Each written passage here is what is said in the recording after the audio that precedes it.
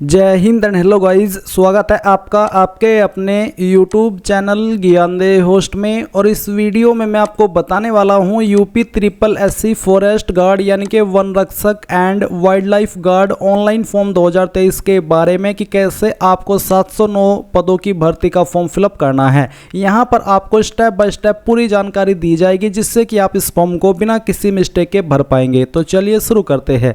Guys, आपके मन में एक सवाल ये होगा कि क्या इसमें अन्य स्टेट के कैंडिडेट अप्लाई कर पाएंगे। तो मैं आपको बता दूं कि कैंडिडेट इसमें ऑल इंडिया से अप्लाई कर सकते हैं, बट उसके लिए एक कंडीशन है और वो कंडीशन ये है कि आपने पीईटी 2022 क्वालिफाई किया हो। जिन्होंने पीईटी यानी कि प्रीलिमिनरी एलिजिबिलिटी टेस्ट दिया है और उसको क्वालिफाई किया है, वही कैंडिडेट इसमें अप्लाई करने के लिए एलिजिबल होंगे। तो आप यहाँ पर ये सभी जानकारी चेक कर लीजिए, जैसे कि इंपॉर्टेंट डेट्स, आपकी एप्लीकेशन फीस, इसके अलावा एलिजिबिलिटी एंड मैंने सेम जानकारी यहाँ पर वीडियो के माध्यम से भी दे रखी है सिलेबस के साथ में। तो इस वीडियो को वॉच करके आप और भी डिटेल में इसके बारे में जानकारी जान सकते हैं। अभी अगर आप इसमें एलिजिबल है और इंटरेस्टेड है अप्लाई करने के लिए, तो आप इंपॉर्टेंट लिंक से अप्लाई ऑनलाइन लिंक ओपन करेंगे और अगर आप होम पेज पर आ जाते हैं इस लिंक को ओपन करने के बाद में, तो आप यहां पर नोटिफिकेशन एडवर्टाइजमेंट के ऊपर क्लिक कीजिए। इसके ऊपर क्लिक करने के बाद आप देख सकते हैं ऊपर की तरफ आपका 10 एग्जाम 2023 इस नाम से नोटिफिकेशन डाला गया है। आप यहां पर अप्लाई के ऊपर क्लिक कीजिएगा। इसके ऊपर क्लिक करने के बाद में आप यहां पर सबमिट एप्लीकेशन के ऊपर क्लिक कीजिए एंड देन फिर आप यहां पर नीचे आइए और यहां पर टिक करके आई एग्री पर क्लिक कर दीजिए। अब आई एग्री पर क्लिक करने के बाद में यहां पर एप्लीकेंट ऑथेंटिकेशन का मोड है, जो कि आपको प्रीलिमिनरी एलिजिबिलिटी टेस्ट यानी कि पीटी की डिटेल के साथ में करना है। अब आप कैसे करना चाहेंगे, पर्सनल डिटेल के माध्यम से या फिर ओटीपी के माध्यम से। तो मैं यहाँ पर पर्सनल डिटेल सेलेक्ट करता हूँ और ये सेलेक्ट करने के बाद में अब आपसे जो पीटी रजिस्ट्रेशन नंबर है वो आपसे मांगा है, ये आपका 2022 का पीटी रजिस्ट्रेशन नंबर होना चाहिए।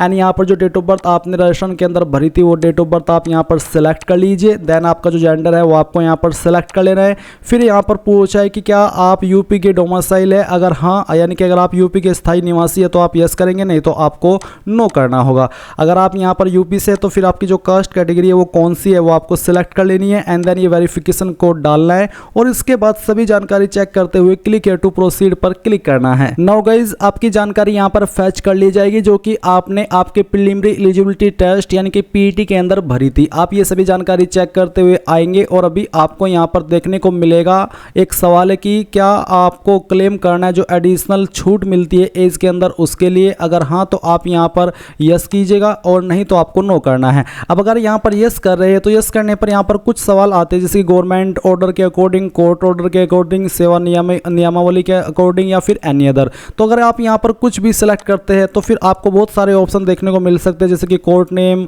ऑर्डर डेट, इसके अलावा गवर्नमेंट ऑर्डर में डिपार्टमेंट नेम, ऑर्डर डेट। तो इस तरह की जानकारी आपके मन में सवाल होगा कि मेरे पास तो इस तरह की कोई इन्फॉर्मेशन है नहीं, अब मुझे ये जो छूट मिलती है वो कैसे मिलेगी। तो मैं आपको बता दूं कि जो गवर्नमेंट रूल्स के अकॉर्डिंग छूट मिलती है SC/ST कैंडिडेट को 5 साल की और ओबीसी को 3 साल की, उसमें अगर आप यहां पर नो भी करते तो तब भी दी जाएगी। ये उस छूट के अकॉर्डिंग, उस छूट के अलावा अगर आपको अन्य छूट चाहिए इन नियमों के तहत जो कि यहां पर मेंशन की गई है, उसके लिए ही आपको यस ऑप्शन करना है।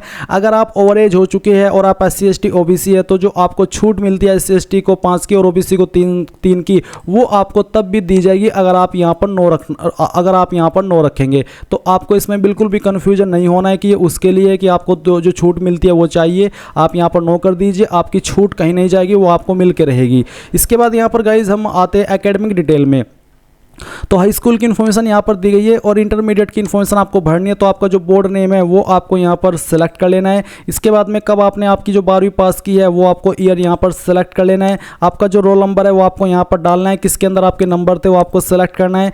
कितने आपको यहाँ पर नंबर आए थे 12वीं के अंदर वो नंबर आप यहाँ पर डालिएगा और कितने में से आए थे वो आप यहाँ पर टोटल मार्क्स के अंदर एंटर कीजिए। इसके बाद नीचे आते हैं यहाँ पर details of additional qualification for the post of forest guard and wild life guard. तो है कि एक candidate must have past intermediate examination of the board. तो बेसिकली आपका 12वीं पास होना जरूरी है, आप इसमें यहाँ पर यस कर दीजिए। यस करने के बाद में आप यहाँ पर आपके बोर्ड का नाम एंटर कर दीजिए। फिर आपको बताना है कि किस साल के अंदर आपने आपकी जो 12वीं है वो पास की है, वो आपको सेलेक्ट कर लेना है। आपका जो सर्टिफिकेट या फिर रोल नंबर है 12वीं का वो आप यहाँ पर डालेंगे। कब आपका सर्टिफिकेट इशू हुआ है वो डेट भी आप यहाँ पर कैलेंडर के ऊपर क्लिक करके सिलेक्ट कर लीजिएगा। इसके बाद में गाइज यहाँ पर आपको बोला है कि आपके नंबर किसके अंदर है वो आप सेलेक्ट कीजिए, तो आपको यहाँ पर बताना है। फिर आप यहाँ पर सेम वे में कितने नंबर आए थे वो बताएंगे और कितने में से आए थे वो आप यहाँ पर डाल देंगे। इसके बाद ये वेरिफिकेशन कोड डालिए एंड देन सबमिट पर क्लिक कीजिए। अब आपने यहाँ पर जो जानकारी भरी है वो आपके सामने है, आप इन जानकारी को वेरीफाई कीजिए। वेरीफाई करते हुए नीचे आइए और click here to proceed for photo and signature, इसके ऊपर क्लिक कीजिए। इसके बाद में यहाँ पर आपका फोटो एंड साइन दिया गया है, ये फोटो साइन वही है जो कि आपने पीटी के अंदर अपलोड किया था। आप इसको चेंज नहीं कर सकते, बस आपको इसको वेरीफाई करना है यानी कि देखना है और फिर आप यहाँ पर कंटिन्यू के ऊपर क्लिक कीजिए। इसके बाद में गाइज आपके सामने फिर से इस तरह से जानकारी आ जाएगी। अब आपको यहाँ पर अपडेट रिक्वायर्ड डॉक्यूमेंट डिटेल में कुछ जानकारी भरनी है, जैसे कि यहाँ पर एज प्रूफ है जो कि अनिवार्य है, रेसिडेंस प्रूफ यानी कि डोमिसाइल सर्टिफिकेट ये आपका ऑप्शनल है, देना चाहिए दे सकते हैं, नहीं है तो खाली छोड़ दीजिएगा। Caste certificate SC ST OBC के लिए अनिवार्य है। तो आप यहाँ पर कैसे इनकी जानकारी भरेंगे वो जान लीजिए। एज प्रूफ के अंदर आप यहाँ पर जो आपका 10th का सर्टिफिकेट है वो भी दे सकते हैं और अगर आपके पास जन्म प्रमाण पत्र है तो आप वो भी दे सकते हैं। तो अगर आप यहाँ पर 10th का सर्टिफिकेट दे रहे हैं तो आपको इश्यूइंग अथॉरिटी में यूपी बोर्ड लिख देना है या फिर जो भी आपका बोर्ड है उस बोर्ड का नाम आपको यहाँ पर लिखना होगा। कब आपका सर्टिफिकेट इशू हुआ है वो डेट आप यहाँ पर कैलेंडर के ऊपर क्लिक करके सिलेक्ट कर लीजिएगा। ये सिलेक्ट करने के बाद में यहाँ पर जो आपका सर्टिफिकेट नंबर है वो आपको डालना है एंड देन आप फिर अपडेट के ऊपर क्लिक कीजिए, ये जानकारी आपकी यहाँ पर अपडेट हो जाएगी। इसके बाद यहाँ पर रेसिडेंस प्रूफ है, तो अगर आपके पास निवास प्रमाण पत्र है तो आपको बताना कि कौन सी अथॉरिटी के द्वारा आपका निवास प्रमाण पत्र जारी हुआ है। जैसे कि ये सर्टिफिकेट आपका नॉर्मली या फिर कह लीजिए कि जनरली तहसीलदार, नायब तहसीलदार, मजिस्ट्रेट, SDM, CO इनके द्वारा जारी होता है। तो इनमें से कौन सी पोस्ट के द्वारा आपका सर्टिफिकेट जारी हुआ है वो आप यहाँ पर लिखिए, फिर इशू डेट डालिए और सर्टिफिकेट नंबर भी डाल दीजिए। इसी प्रकार से आपको आपके जो कास्ट सर्टिफिकेट की जानकारी है वो बतानी है कौन सी अथॉरिटी ने आपका सर्टिफिकेट जारी किया है। आपका जो सर्टिफिकेट है आप वो चेक कीजिएगा, उस पर लिखा होगा कि कौन से रैंक के अधिकारी ने आपका सर्टिफिकेट जारी किया है, तो उनकी रैंक आपको देनी होती है। जैसे कि मैंने अभी आपको बताया कि SDM, तहसीलदार, नायब तहसीलदार, मजिस्ट्रेट, तो उसकी रैंक आप यहाँ पर लिख दीजिएगा। फिर आपका सर्टिफिकेट कब जारी हुआ है वो डेट आप सेलेक्ट कर लीजिए, आपके सर्टिफिकेट का नंबर क्या है वो आप यहाँ पर डाल दीजिए एंड देन आप यहाँ पर अपडेट के ऊपर क्लिक करके इसको अपडेट कर दीजिए। अब ये जानकारी भी आपके यहाँ पर इस तरह से अपडेट हो जाएगी। अब आपको नीचे आना है, नीचे आने के बाद में यहाँ पर सवाल है आपके सामने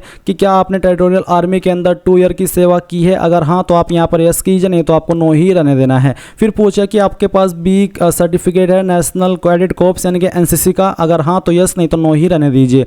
अगला सवाल है obtained a certificate in computer application from any institute recognised by the centre और स्टेट गवर्नमेंट, यानी कि क्या आपके पास कंप्यूटर एप्लीकेशन सर्टिफिकेट है कोई जो कि सेंटर या स्टेट गवर्नमेंट के द्वारा जो रिकॉग्नाइज्ड होती है इंस्टीट्यूट उनके द्वारा आपने प्राप्त किया हो, अगर हाँ तो यस कीजिए, नहीं तो आपको नो करना है। Represented in the state in any game, अगर आपने किसी भी गेम में स्टेट को रिप्रेजेंट किया है तो आप यस कीजिए, नहीं तो नो ही रहने दीजिए। अब आपके सामने आपका एड्रेस है, ये आपको वेरीफाई कर लेना है। वेरीफाई करने के बाद में यहाँ पर टिक करना है और टिक करने के बाद में आप यहाँ पर जो कैप्चा कोड है आपके सामने, ये कैप्चा कोड डालिए और ये डालने के बाद में आप यहाँ पर इसको सेव एंड प्रोसीड कर दीजिए। इसके बाद में फाइनल सबमिशन कंफर्मेशन में आप यहाँ पर proceed to payment of fee and final submission यहाँ पर क्लिक करके यहाँ से ओके कर देंगे। अब आपको क्लिक है टू पे पर क्लिक करना है, यहाँ से ओके करना है। अब आपको यहाँ पर ये SBI ये वाला ऑप्शन टिक करना है और फिर प्रोसीड फॉर पेमेंट के ऊपर क्लिक करके यहाँ से ओके करना है। ओके करने के बाद में यहाँ पर एक बार फिर से आपको प्रोसीड फॉर फी डिपोजिशन के ऊपर क्लिक करके यहाँ से ओके करना है और जो आपकी एप्लीकेशन फीस है वो आपको यहाँ पर इनमें से किसी भी माध्यम का इस्तेमाल करके जमा कर देनी है। तो आप यहाँ पर कोई भी एक माध्यम सेलेक्ट करके उस फीस को जमा कर देंगे। जैसे ही आपकी फीस जमा हो जाएगी तो आप यहाँ पर अपने फॉर्म का फाइनल प्रिंट आउट ले पाएंगे।